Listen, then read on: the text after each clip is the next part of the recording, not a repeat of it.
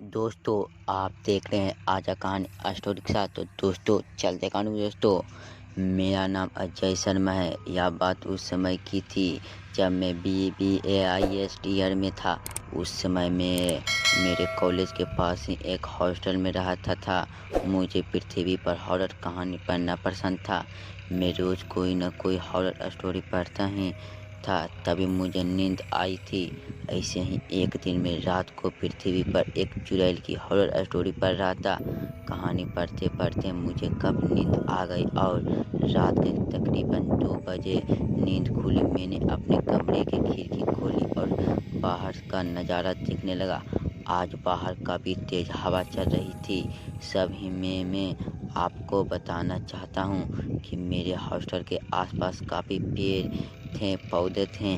मेरे हॉस्टल के आसपास कामहीन लोग रहते थे। हॉस्टल के पीछे की ओर एक घना जंगल था। मेरे रूम की खिड़की जंगल की ओर थी।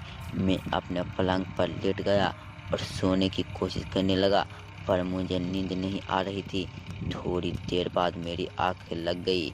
मेरी नींद एक खटखट की आवाज़ से खुली।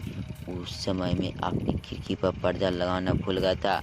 वह एक हाथ दिखा रहा था जो लगातार मेरे खिड़की के शीशों पर नॉक कर रहा था। यह देखकर तो मेरी हालत ही खराब हो गई, क्योंकि मेरा रूम तीसरे फ्लोर पर था। मैंने देखा कि बाहर जो कोई भी था।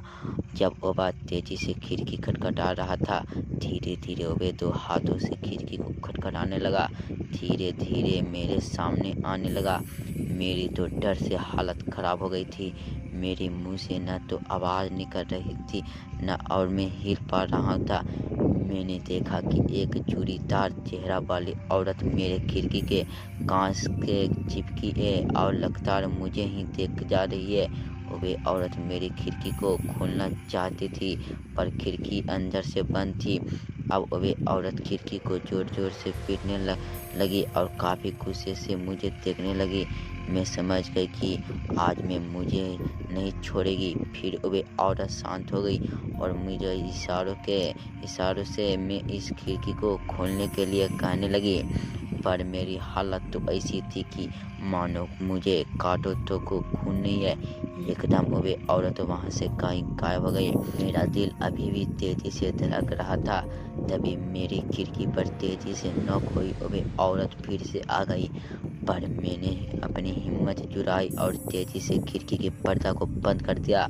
मैं जोर जोर से चिल्लाने लगा। शोर सुनकर मेरे दोस्त और हॉस्टल का रखवाला वहां पर आ गया। सभी मेरे हालत देखकर हैरान थे कि आखिर इसे क्या हो गया। मैंने सबको उस औरत की बात बताई। तभी मेरे एक दोस्त ने खिड़की का पर्दा खोला, पर बाहर कोई नहीं था। तभी को लगा कि मैंने कोई सामान देखा है, पर हकीकत कुछ और थी। मेरे चौकीदार रात को मेरे साथ ही सोया था, क्योंकि आप अकेले में सो नहीं सकता हूँ। उस हॉस्टल के रखवाले ने मुझे कहा कि भैया जी, आपने उसकी आंखों में तो नहीं देखना। मैंने कहा, किसकी आंखों में? उसी चुड़ैल की आंखों में, उसने कहा। पर तुमको कैसे पता, और उसकी आंखों में देखने से क्या होता है? मैंने पूछा। भैया जी, अगर आप उसकी आंखों में देख लेते तो अब तक आपको भी चुड़ैल अपनी साथ ले गई होती। जो भी इस कमरे में रहता है उसके साथ ऐसा ही हालत है। इस हॉस्टल से 1-2 बच्चे गायब भी हो गए थे, जिनका कोई पता नहीं चला। उन्होंने वे चुड़ैल अपने साथ ले गई और उन्होंने खा गई। यह सुनकर मेरा कलेजा मेरे मुंह में आ गई। खेल कर मैं आपको एक नया कमरा दे दूँ, रखवाले ने कहा। अगले दिन मैंने आपका हॉस्टल की बदल ली। अब मैं एक ऐसे इलाके में रहता हूँ जहाँ पर आसपास कोई जंगल नहीं है। तो दोस्तों, मैं आशा करता हूँ कि आपको हॉस्टल की डरावनी कहानी से